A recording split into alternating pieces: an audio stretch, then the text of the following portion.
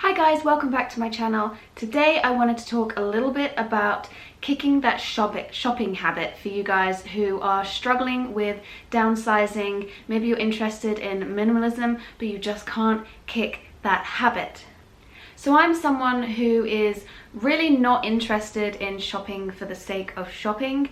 Obviously I buy things, but that's because I need them or I really want them. And so I specifically go out and buy those things. But to go to go shopping when I don't have anything in mind, it just seems a little bit crazy for my personal lifestyle, and it's not what I'm interested in. But saying that, I used to absolutely love it, and when I was a teenager I would go out to shops just to browse, and I would come back with bagfuls of things that I didn't know I even wanted that morning. So there have been quite a few lifestyle changes for me that I've been making, and I have completely kicked the habit of going out shopping and buying things that I don't need. And I'd like to share with you my tips and advice on how I've come to be more minimalistic and how I have kicked my shopping habit. Hopefully some of these tips will help you guys out there, and let's get into it. So my first bit of advice is to completely delete any kind of temptation.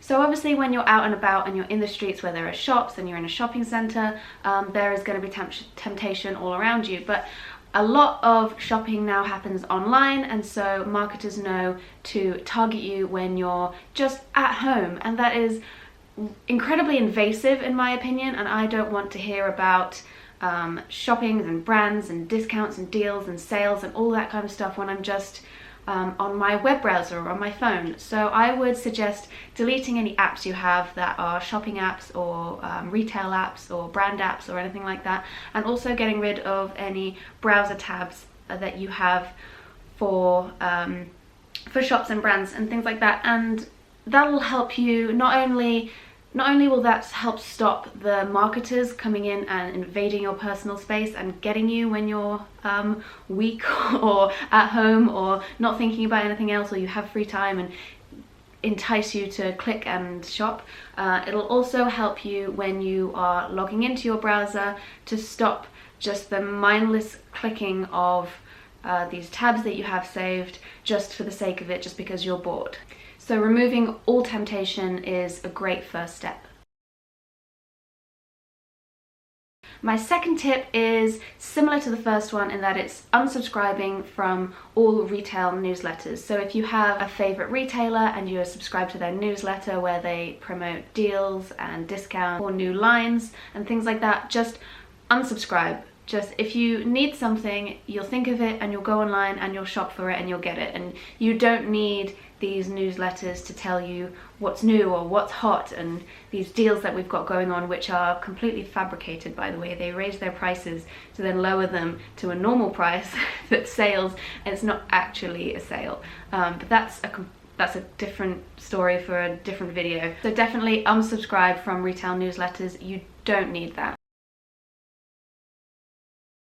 My third tip is to stop treating shopping as a hobby. I know that sometimes when I've asked people what interests do you have, what do you like to do, what hobbies do you have, people have often cited shopping as a hobby. And shopping isn't a thing. Needing something and then buying it because you need it isn't a hobby. For me, that's a necessity. You need something, you go and buy it, and then you have it. That's just a byproduct of needing and having an item. It's not a hobby. And I find that the mindset of going out and going to retail outlets as an activity or something to do for fun, I find that very strange, and I myself used to do it, so I have no judgment, and I'm completely understanding of the people who do that. And if you love it and you have no problem with it, then of course that's great for you. But for me, that's it seems a little strange. My fourth tip goes along with the third tip, and it is to find a hobby. If shopping is your hobby, then perhaps replace it with something different that doesn't require letting go of money for something. that you don't really need and you don't particularly want either. So maybe you could replace the time that you would have spent shopping with something like some kind of physical exercise. Maybe you could do yoga for an hour, or go to the gym, or go for a run. Or you could replace it with, if you're creative and you've missed painting, you could do painting or sketches or illustrations, or you could fill that time with things that you've always wanted to do, like book a holiday, or I know that's kind of shopping of a sort, or you could write that book you've been wanting to write, or you could volunteer and help out your local community. There's endless things that you could do to fill that time that you would have just filled with just mindless shopping. My fifth tip is to make a list, and of course sometimes you do need to go out shopping for practical reasons. Everybody shops, you need to buy things, it's the way of life.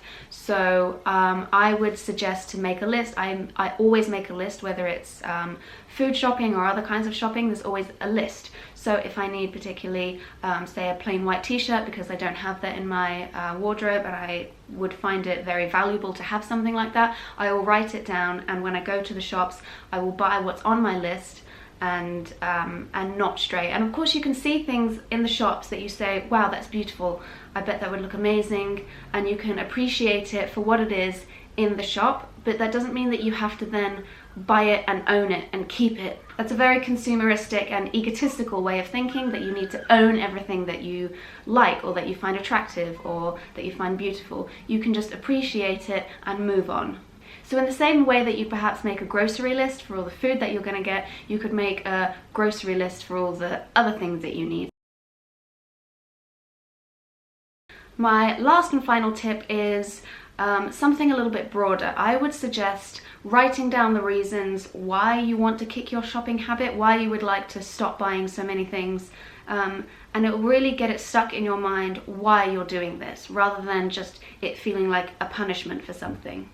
So whether that's to save money, whether it's to downsize because you're moving out, whether it's because you want to de-stress and declutter your life because you have an overwhelming amount of things, whatever the reasons are, write them down and put them somewhere where you can see them. Or even better, put them somewhere where your shopping habit might kick in. So if you put it near where your laptop is, so if you are an avid online shopper, you can put it above where your computer is, and that way you can see it and it'll motivate you to actually, no, I don't need to open that browser and check what the latest trends are because I'm wanting to downsize and stop buying clothing.